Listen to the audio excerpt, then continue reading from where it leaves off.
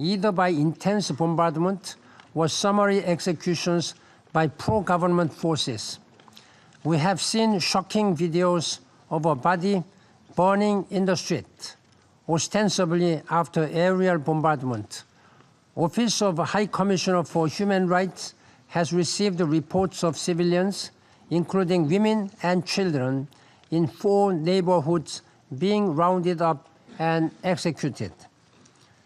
As front lines have shifted, civilians have fled across dangerous routes, bringing almost no belongings with them. Many families have lost contact with their families inside of eastern Aleppo after they were displaced or after they burned their SIM cards and devices for fear of facing repercussions on being detained. There have been allegations of young men being rounded up and detained or sent to fight for government forces. Tens of thousands have already been recorded flooding into western Aleppo, but it is likely that many more thousands have been displaced, who are not recorded or registered, but we have no accurate data.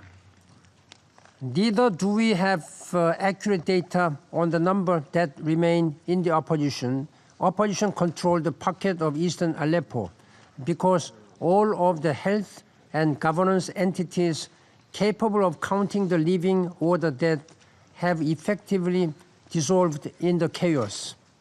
Moreover, the Syrian authorities have systematically denied us the presence on the ground to directly verify reports. However, this does not mean that the reports that we are receiving are not credible. We are confident that civilians number in the thousands. Meanwhile, yesterday, the Russian Defense Ministry reported that it has helped over 100,000 civilians to leave eastern Aleppo neighborhoods, including 40,484 children, and that it has supplied 78 tons of humanitarian assistance to IDPs. It also reported 2,215 militants laid down weapons and left eastern Aleppo, and that the Russian military is continuing to demine eastern Aleppo neighborhoods and have completed demining of over 31 hectares of urban structures, as well as 18 kilometers of roads. The Russian Defense Ministry has also stated that there is no opposition, humanitarian organizations, or human rights defenders in Aleppo, and that eastern Aleppo had been under the full control of terrorists. It has also questioned estimates of 250,000 besieged civilians as overstated and emphasized that terrorists held over 100,000 civilians as a human shield in eastern Aleppo and left as soon as presented with the opportunity to do so. The Russian Federation's Reconciliation Center has also reportedly registered allegations of torture and execution as described by residents fleeing eastern Aleppo. We understand that negotiations are ongoing between the parties for an evacuation deal facilitated by Russia and Turkey. We support these efforts and stand ready to help implement and oversee such an agreement, which we understand may now be imminent.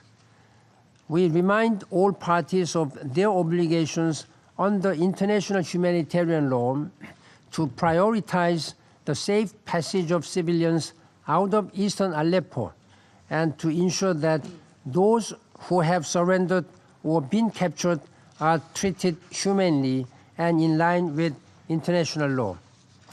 Mr. President, distinguished members of the Council, this Security Council and member states have repeatedly emphasized the importance of early warning and prevention as critical to addressing the challenges of international peace and security. There was an abundance of early warning given to this Council regarding the situation in Aleppo. Most notably, my special envoy repeatedly warned over the past several months that eastern Aleppo could be destroyed by the end of the year if urgent actions was not taken. He proposed concrete measures to address concerns regarding al-Nusra Front without risking the unnecessary loss of life or the destruction of parts of one of the oldest continually inhabited cities in the world. In addition, the General Assembly has overwhelmingly voted to urge preventive action by this Council on Aleppo. But when presented with opportunities to do so over the last 3 months, this Council has failed to do so.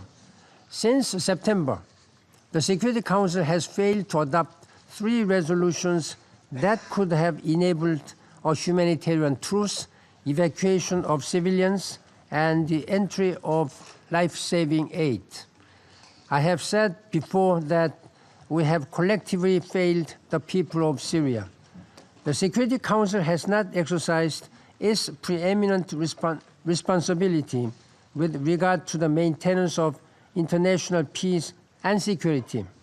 History will not easily absolve us, but this failure compels us to do even more to offer the people of Aleppo our solidarity at this moment. The immediate task is to do all we can to stop the carnage.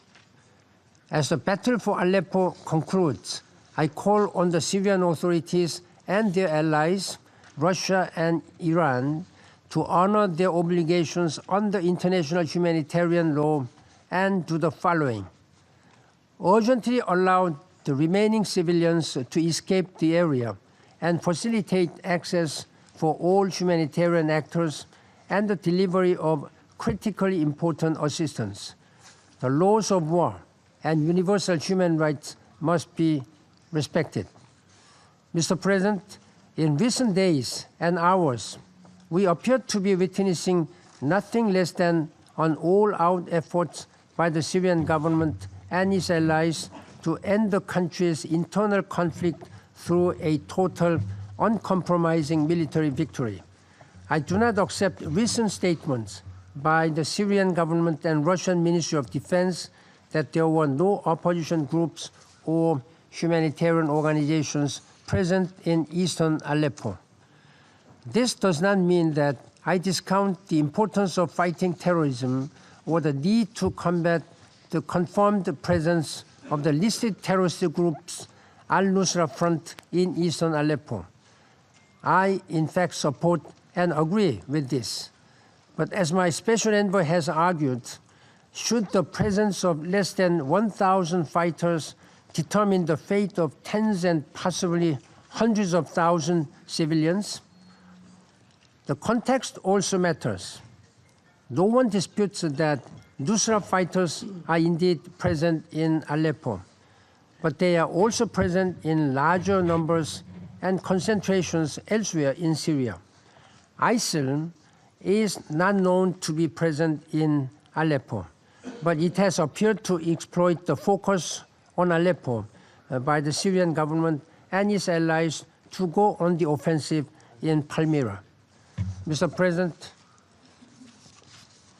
the Syrian conflict will not end as a result of what happens on the battlefield in the next days and weeks. Neither will military advances solve the refugee crisis, nor will the defeat of ISIL and its poisonous ideology be complete when Mosul and Raqqa are ultimately liberated.